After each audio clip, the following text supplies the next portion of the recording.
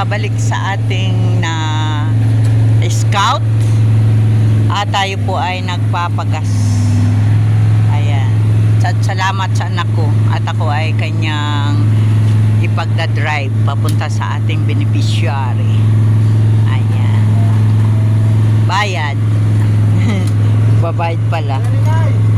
Ay babayaran naman din. Kita ay ahabulin yan.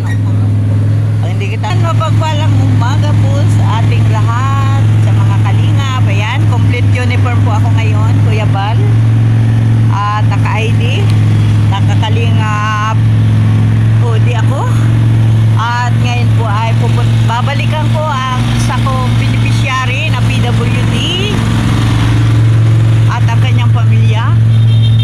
At atin pong aalamin ang kanyang sakaling may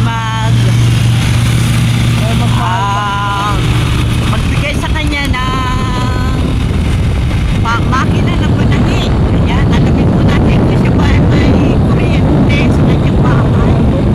At alamin po natin at napanood po ito ni Sis Air Magalo ng Tintanon. Ayan, at pinaalam niya sa atin kung meron pa siyang kuryente sa bahay. Ayan.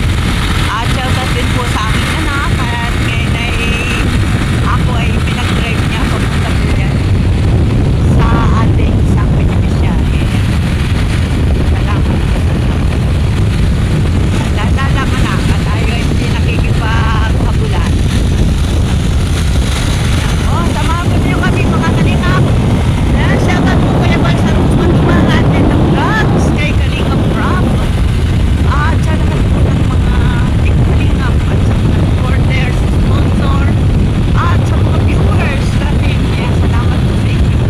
Magandang umaga at samahan ninyo ako. Pagpalang umaga po sa ating lahat. Sa Team Kalingap, sa pangunguna po ni Kuya Bal Santos Matubang, Ate Edna Vlogs, kay Kalingap Rob. At ganoon din po sa ating mga kasamahan, magandang umaga po. At shoutout din po kay Sis Air Magalo ng Team Tanod, founder ng Team Tanod. Magandang umaga sis. At ngayon ay naandito ako kay Tatay Bernardo na itatanong natin kung siya ba ay may kuryente o wala. Si Sis Air Magalo po ay magbigay ng panghanap buhay ni tatay na electric na machine para po sa pananahi. Ayan, at alamin po natin kay tatay kung ano ba ang kanyang mga kailangan kung sakasakali siya ay magkaroon ng panahi na gagamitan ng kuryente. Dahil si tatay po ay isang PWD, siya po ay isang PWD na ang pangkabuhayan po niya ay pananahi dahil nga po siya ay may kapansanan sa mga binti sa paa. At ngayon din po ay naapektuhan na rin yung isa niyang binti sa paa at nahihirapan na po siya ng pananahi na mano-mano. Ano tay? Ayan po si Tatay Bernardo. Ayan, nandito po tayong muli. At ngayon, dahil siya ay hindi nananahi, siya naman po ay nangangalakal. Ayan, ito po ang kanyang pangkabuhayan mga kalingap. Kaya muli po tayo ay bumalik dito para alamin natin ang kanyang iba pang kailangan para sa kanyang hanap buhay. Ayan. Si tatay po ay may 6 na anak at ang pinakabunso po ay 3 taon. At ang pinakapanganay ay 16 years old. Yan. Dahil nga po sa hirap ng buhay at si tatay ay isang PWD pa rin, ay isang PW, mahirap para sa kanya ang paghahanap buhay. Kaya, ayan, kung ano lang yung makayanan niya, yun na lang.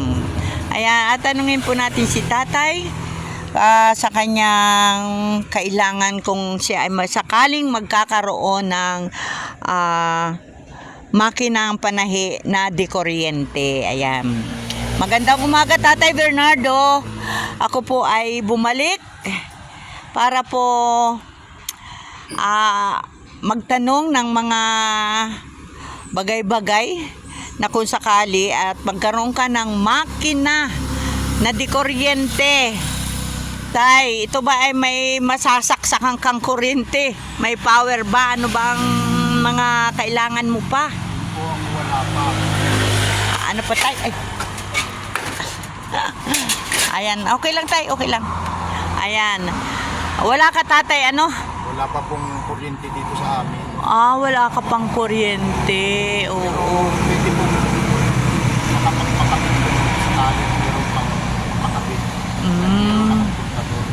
May kontador ka naman po. Gawa ng tatay, alam ko, pag magpapakabit kang kuryente, may seminar pa yata ay. Dati naman po ako makapagpakabit. Dati ka pong member sa ating sa kuryente. Oo, sa Kiselco. Ano po tay? Ay, ano po tatay ang dahilan? Bakit nawalan na kayo ngayon ng power ng kuryente? Ay, yun po nung may pwesto pa ako nung binata kayo. Nung binata ka pa noon. Nasa bahay naman po yung At saka, wari ko tatay, ang kontador ay babaguhin na at ay bagong na ngayon ng kontador, Oo. Ay, kung sakasakali tatay, ikaw ba ay may seminar po yun eh. Opo.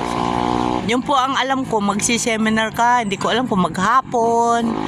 Tapos yun, kung makakabitan kayo ng kuryente, Ayan. Sa palagay mo tatay, magkano ang magagastos sa pagpapakabit ng kuryente? Hindi ko po alam ngayon. Dati nung may nasa 3,000. Dati. Ay matagal na yun tayo, binata ka pa kamo. Ay ngayon pero ikaw naman tayo ay malapit naman ikaw sa poste ng kuryente. Ayan po, malapit po si tatay sa hindi na po ito magpapakamahal. Kung sakali malapit siya, baka may may free pa yan. At halimbawa sa isang magpapakabit, ang free ay halimbawa 5 metro. Yung masusubra doon, yun pa lang ang babayaran. Tay?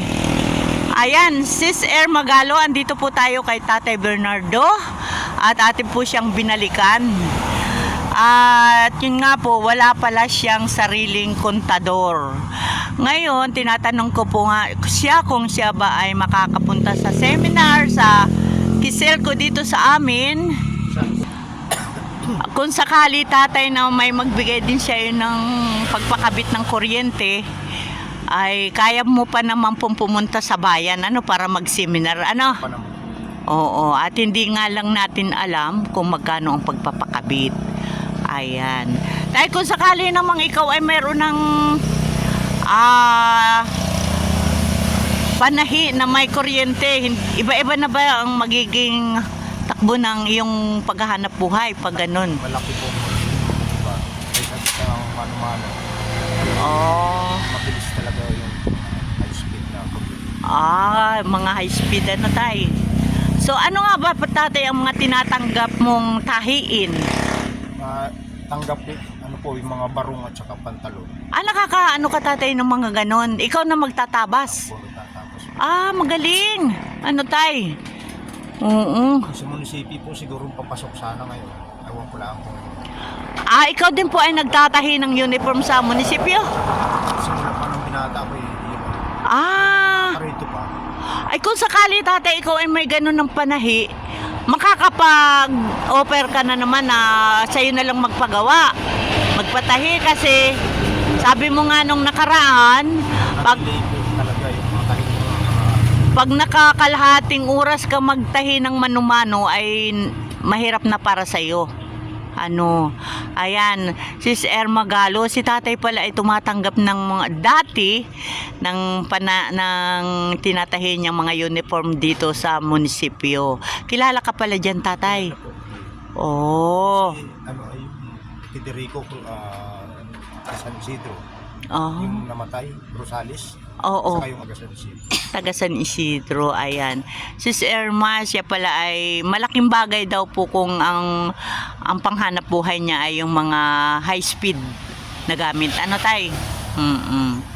Ayan, siyempre, hindi naman yan nga tatakbo kung wala kang kuryente. Dati po meron akong high speed. Ang problema, nasira na yung paggawa ng bagyo pa. sa sobrang tagal na siguro, ano tatay? Pero malinaw pang mata mo. Pag may salamin. Masalamin. Ayan. Ikaw na rin palang nagtatabas ng mga barong ng pantalon. Di ngayon tay, extra na lang yung mga paggagawa mo ng mga basahan, ng mga pamunas. Ano? Si Mrs. mo. Ay, nasaan ngayon si Mrs. mo? Masamang pakiramdam. Makabuntis. Hindi na. Tama na tay. Naka-anim na si tatay. Oo. Di ito nga po, si tata po, nakikita po ninyo, PW po yung kanyang binti. Ayan o, maliit. Maganda sa amin. Tapos ito naman kanyang isang legs, isang binti niya, ay ano po yan, medyo apektado na rin. Ano tatay? Humina po yung yung tuhod. Humina daw po ang Parang tuhod. bumagsak yung aking potassium. Bumagsak ang potassium mo. Kailangan mo tatay saging. Oo, magsaunggoy ka muna. Sabag. May mga sabag yun. Wala pong Oo. maliliit. Ayan, si tatay po, ayan.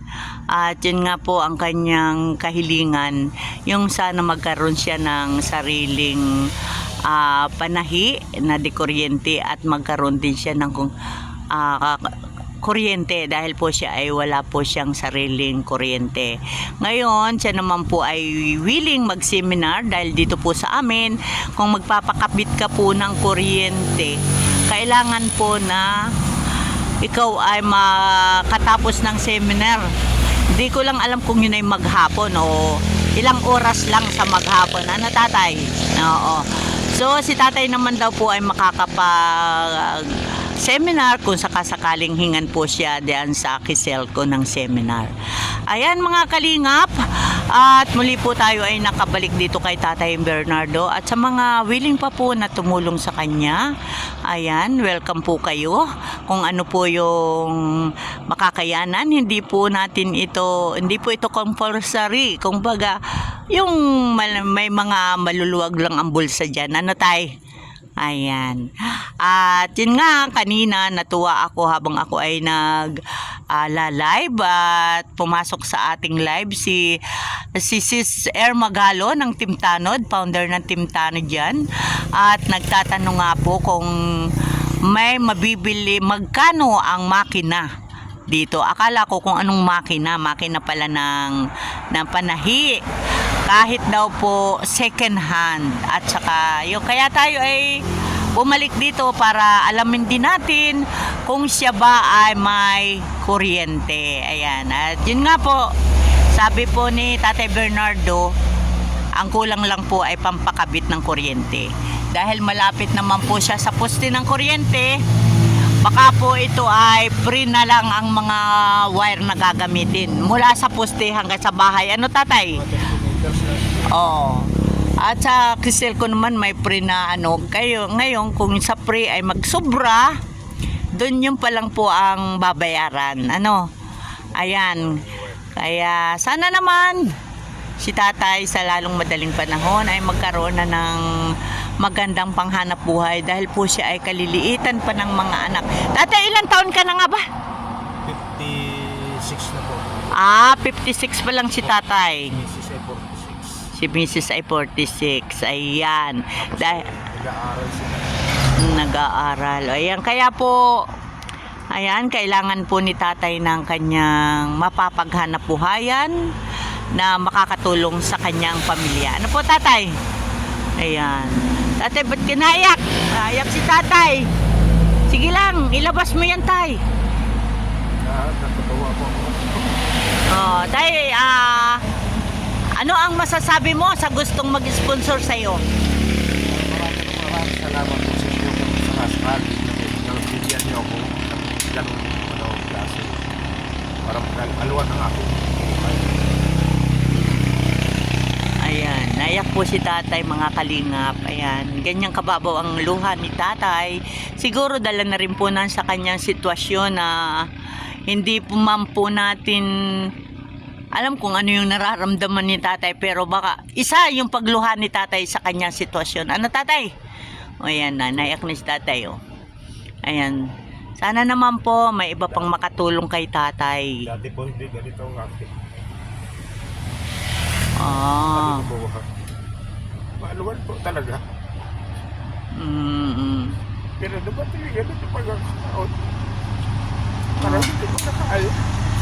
Huwag ka tatay, susuko. Talagang pagsubok lang yan. Lalaki din ang iyong mga anak. Ano tay, ganyan talaga pag maliliit pang anak. Tapos magkakaroon ka pa ng... Pagkahirap po, paaral. Ngayon, Yan, si tatay po ay ano, andito. kaya po. Kung nakaraan po, kaya po talaga. Mm. Pero yun po, wala. Hirap na tatay. Halos hirap na hirap ngayon. Oo.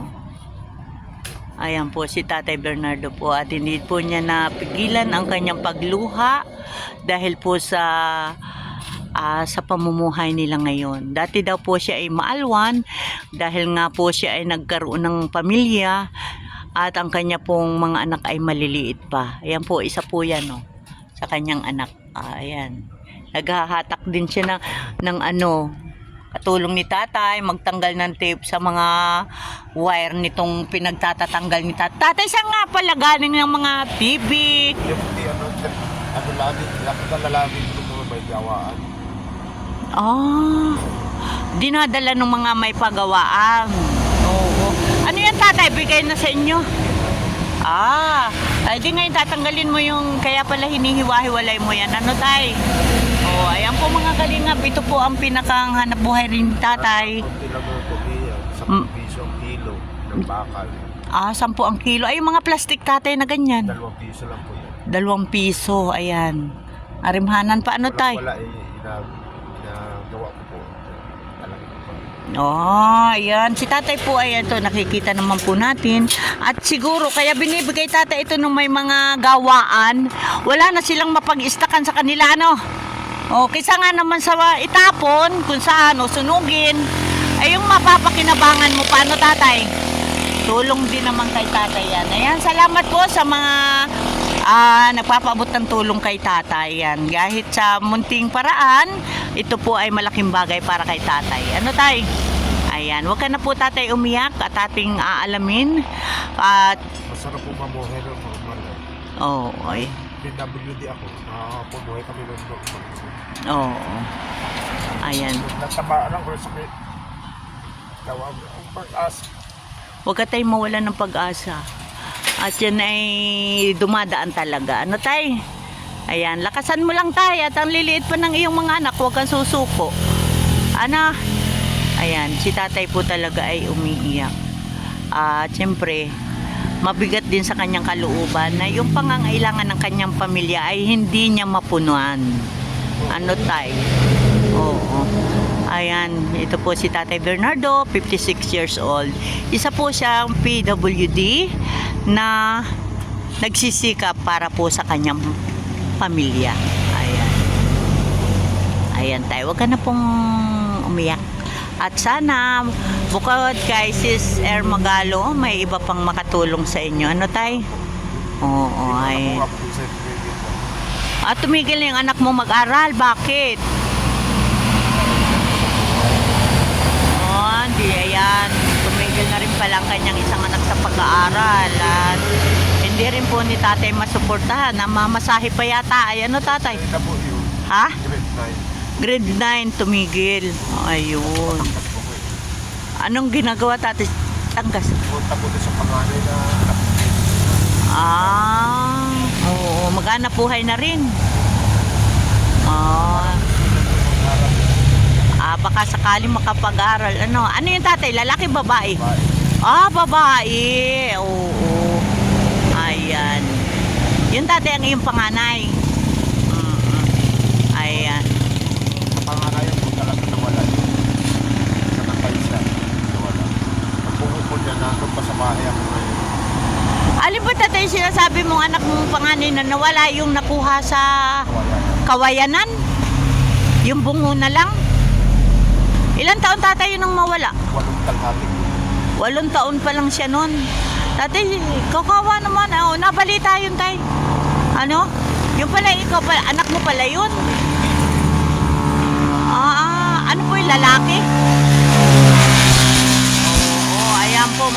kalingap, si tatay pala yung anak niya pala yung nabalita noon na bungo ng kanyang anak ay nakuha sa Kawayanan. Oo, yun daw po ay 8 taon at kalahati pa lang. 5 buwan bago natagpuan. 5 buwan bago natagpuan. Bakit naman tatay nalaman ninyong siya yung kung yun ay may bungo na lang? Damit na suot ay yun. Oh. Tapos walang buong katawan, walang mga buto kahit daliri. Paligid. Oh, sinalbahe tatay. Hindi ko po alam. Sa autopsy, result po sa Krabi ay ang initial finding nila ay natural death. Natural death. Pero bakit nasa Kawayanan? Saka walang mga buto. At saka wala mga buto. Ano? Baka nakain na tatay ng bayawak. Ayun, natin nila sana eh. Ayan. At yun po ang pinagdaanan pala ni tatay. Meron pala siyang anak na wala noon at natagpuan nila. Dili po ang hospital, mental development. Siya ay PWD din. Yung ano siya, yung parang special child. Ano? Oh, si tatay pala ang ama nun. Nabalita po namin yun dito sa amin sa Katanawan na yung batang nakuha ang bungo ay sa Kawayanan. Ayun. Hindi mo napunta sa ganun. Baka tatay ano yun? Ano? O baka yun eh, ano kaya? Ano? O baka naglakad-lakad, ganon. Parang mga Kinuha ang organ. ang suspect sa kanya. Oh. Doon nung walang isang buwan ay merong hinabol niya ang bata sa may takot ng LTO niya. Oh. Hinabol na 3 lalaki. Yun. Baka naman ano. Grabe. Kailan tatay nangyari yun? 2017 na tayo. 2017 bago mag-pandemic. Ayan mga kalingap, si tatay pala ang ama ng batang nakuha ang bungo sa Kawayanan.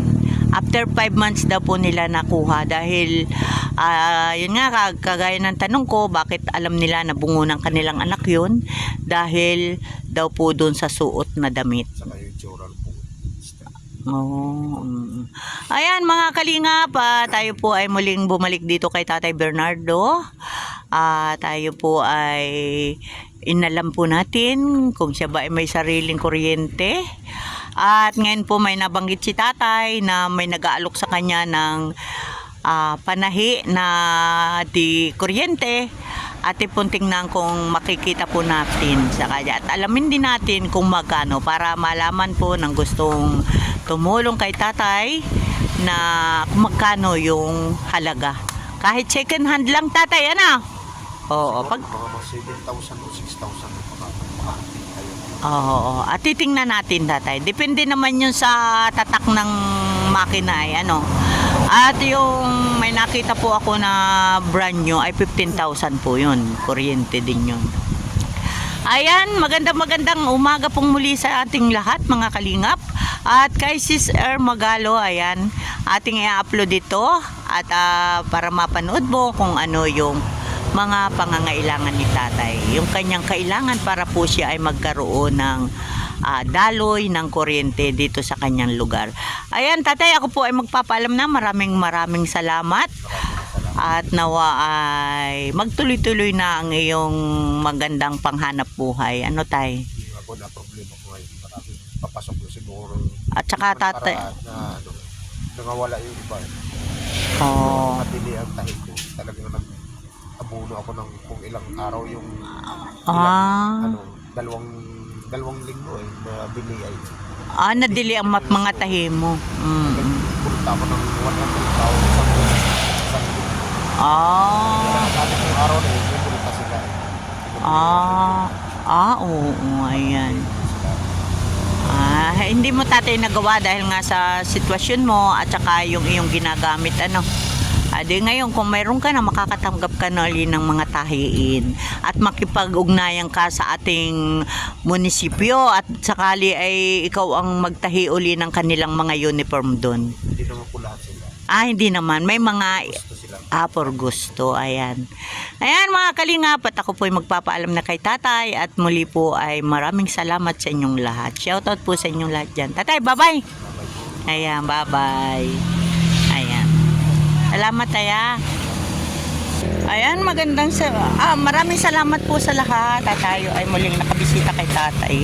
Ito po yung makina ni tatay. Yung pakita po natin. Yan, pangangalakal po ang kanilang ibang hanap buhay.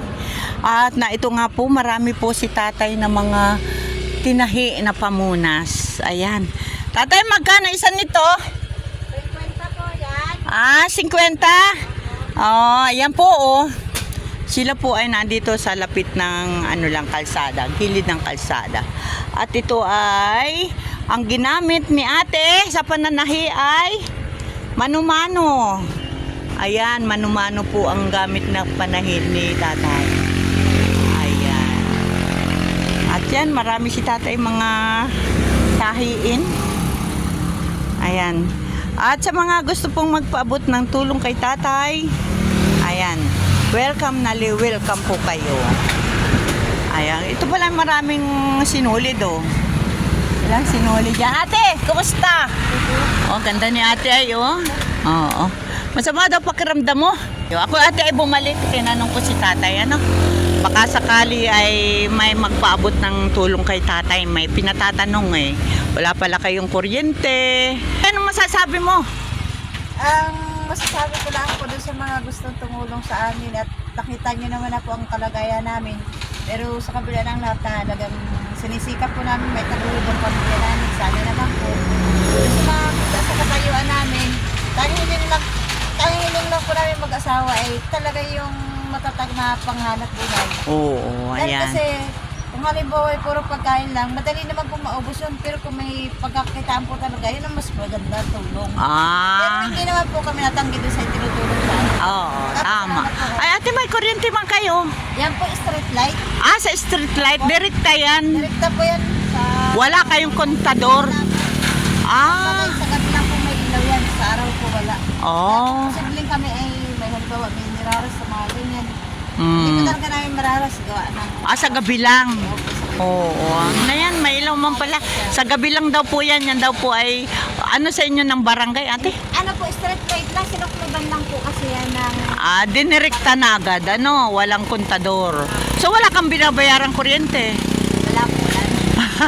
Ayan, salamat po sa nagbigay ng kaunting liwanag sa kanilang bahay tuwing gabi. Ate, at ako po ay magpapasalamat na at idalangin natin na sana itong magpapaabot ng tulong kay tatay ay magtuloy-tuloy. Ayan, salamat po ng marami ate. Bye-bye. Ayan, yan po